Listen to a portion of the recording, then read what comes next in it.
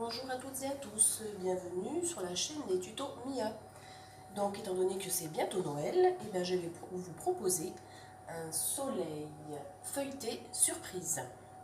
Alors je suppose que vous connaissez tous les pains surprises, et c'est un petit peu pareil puisque dans le soleil il va y avoir plusieurs choses, plusieurs goûts différents. Donc après il faut prendre des ingrédients soit qui se tartinent comme un fromage frais ou là j'ai pris une purée de tomates, soit des choses qui sont assez souples, comme le saumon ou le jambon, puisqu'après, en fonction de... il va falloir faire les rayons du soleil, et donc il faut quelque chose de souple et qui ne dégouline pas trop non plus. Voilà. Donc, moi, mon soleil surprise aura donc 4 goûts différents, parce que j'ai pris du fromage de chèvre, purée de tomate où je vais rajouter un petit peu de basilic, du saumon et du jambon. Alors, donc, il vous faut 2 pâtes feuilletées. Donc on déroule la première sur la plaque de cuisson. Alors en général, les pâtes feuilletées achetées toutes prêtes sont pas tout à fait rondes, enfin ouais, elles sont plutôt ovales on va dire. Donc moi j'aime bien quand ce soit vraiment bien rond. Donc moi j'ai un plat très pratique, ce sont les anciennes plats de ma grand-mère, où le fond de tarte s'en allait. Donc je vais du coup découper. Bon, c'est vrai que le soleil sera un petit peu plus petit, mais bon, pourquoi pas, hein. Donc je découpe du coup mon soleil.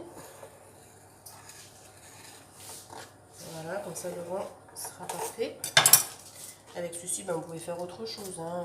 On verra une petite décoration sur le soleil. Voilà. Si j'arrive à le décoller. Donc, étant donné que j'ai 4 ingrédients, je trouve que 4 c'est déjà pas mal, parce qu'après quand il y en a plus, pour le découpage du soleil, c'est un peu compliqué. Donc, je mets juste un petit peu des encoches, hein, pour savoir un petit peu où il faut que je m'arrête au niveau des ingrédients à poser dessus. Voilà. Donc, j'ai pris une tranche de jambon, ça suffit largement, puisque d'ailleurs il faut laisser un demi-centimètre à peu près, puisqu'on va mettre une deuxième pâte feuilletée dessus. Donc pour que la pâte adhère bien à l'autre, il faut laisser un petit peu d'espace. Donc une tranche de jambon que j'ai coupée en deux à la base. Mais en fait, en fonction justement du petit trait, il faut voir à peu près jusqu'où va aller le jambon. Donc vous redécoupez. Les ciseaux, c'est super pratique pour ça. Le jambon et le saumon, ça marche très bien. Bon, c'est à quelque chose près, hein, c'est pas de la dentelle non plus. Donc là, comme il manque un petit peu de jambon, on va essayer de faire ça un peu à vue d'œil. Voilà. Ensuite, donc, je vais mettre bon, après c'est dans l'ordre que vous voulez, hein. Là, je vais mettre mon fromage de chèvre, donc quelque chose qui s'étale, hein, qui est un peu moelleux, que ce soit facile à étaler. Voilà.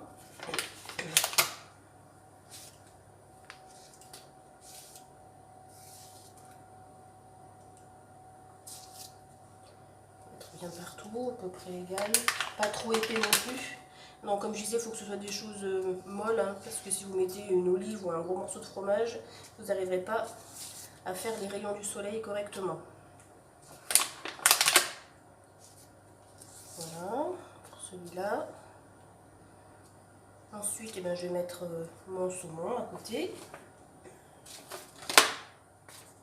Donc pareil pour le jambon, hein. On dispose à peu près. Donc là, j'avais pris 2 tranches de saumon, mais on voit que c'est un peu beaucoup. Mais après, ça a par rapport à la taille du soleil aussi. Voilà, le saumon par là. Il y en a un peu de partout.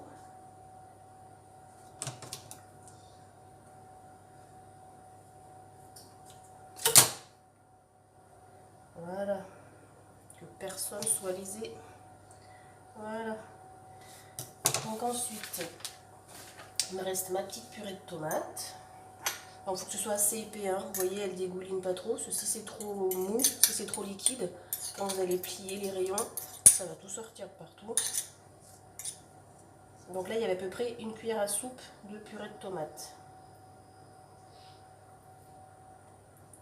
On étale un peu comme on peut, c'est difficile.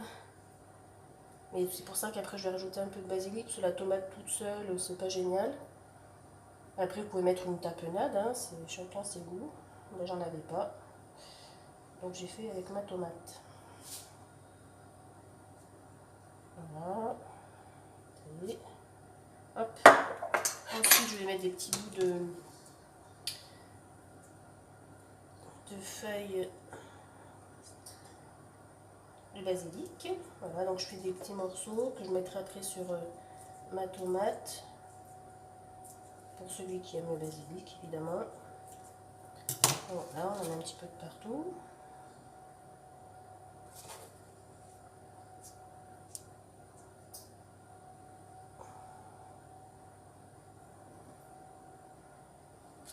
Si on n'a pas assez, ben on va en recouper une petite feuille. Alors évidemment, les feuilles, hein, je les ai préalablement lavées et essorées. Parce que, comme je vous ai dit dans un autre tuto, les feuilles de basilic, faut pas trop les laisser trop longtemps dans l'eau, sinon elles perdent de leur goût. Mais ça, je vous expliquais dans un tuto où je mettrai la description. En description, pardon, je crois que je me suis trompée. Bref, donc du coup, allez, cette pâte feuilletée, elle est bonne. Je vais du coup couper l'autre dans le même style, c'est-à-dire faire avec le plat de ma grand-mère, le fond de tarte de ma grand-mère. Comme ça, elles seront toutes de la même taille.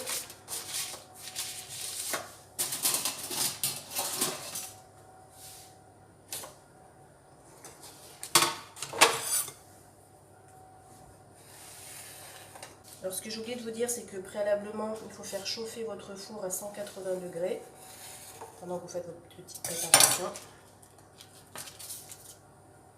Voilà.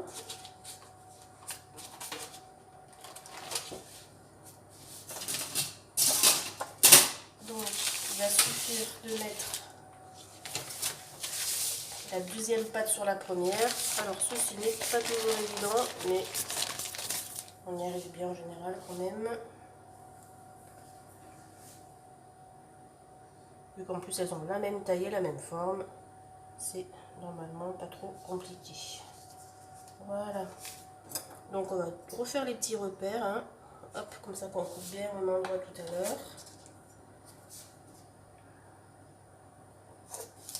Pour qu'on sache où sont nos parties. Voilà. Donc sinon, il faut presser les deux pâtes entre elles pour bien les fermer.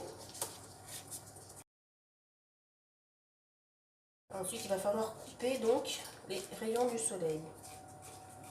Alors avant ceci,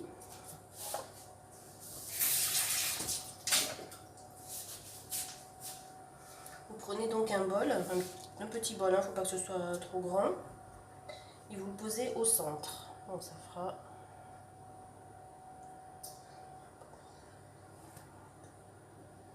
Voilà, vous appuyez un tout petit peu, voilà. Et ensuite vous commencez à couper les rayons. Donc vous coupez en 4 comme on a vu tout à l'heure, hein. J'avais fait 4 petites encoches, 4 goûts. Donc vous coupez en 4.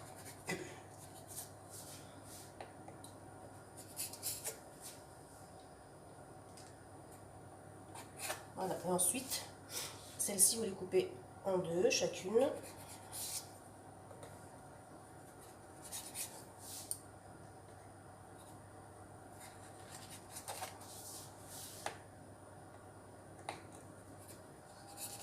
Et ensuite, chaque partie encore en 2.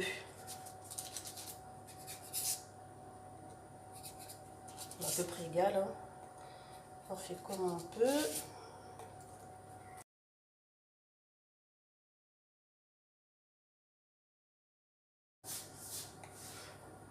Et voilà. Donc une fois que vous avez fait ceci, il va falloir tourner chaque rayon. Donc en fait, il suffit de prendre un rayon, de le tourner 2 fois. Voilà. Donc en fait, j'ai oublié quelque chose, je suis vraiment désolée. Hop. Donc on enlève ceci. Et afin que ça prenne une couleur un peu dorée, on va mettre un petit peu de lait de partout sur la pâte. Alors, il y en a qui mettent du blanc d'œuf, du jaune d'œuf, pardon. Sauf qu'à chaque fois, le blanc, et ben moi je sais pas trop quoi en faire. Donc je préfère mettre du lait, ça a quasiment le même effet.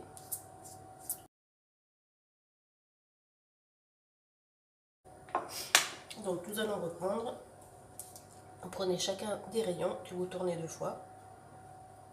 Alors soit vous changez de sens à chaque fois, soit vous faites dans le même sens, à vous de voir. Moi je vais faire une fois sur 2 dans un sens et l'autre dans l'autre sens.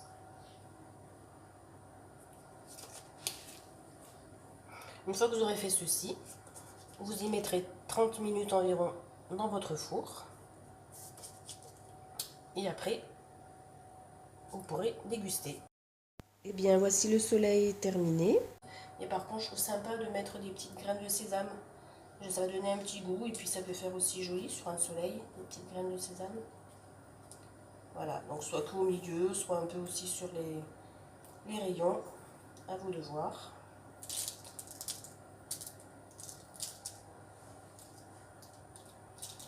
Voilà.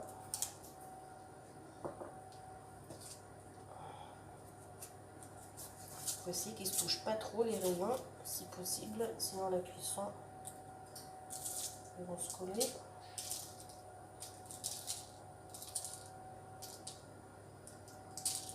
Et voilà, bah écoutez, cette fois-ci, rendez-vous dans 30 minutes. Et bien voilà, le soleil est cuit. Donc vous pouvez utiliser cette recette soit en apéritif, puisque c'est un soleil avec multi-goût, soit en entrée avec une petite salade. Et bien écoutez, voilà, bon appétit et à bientôt pour un prochain tuto.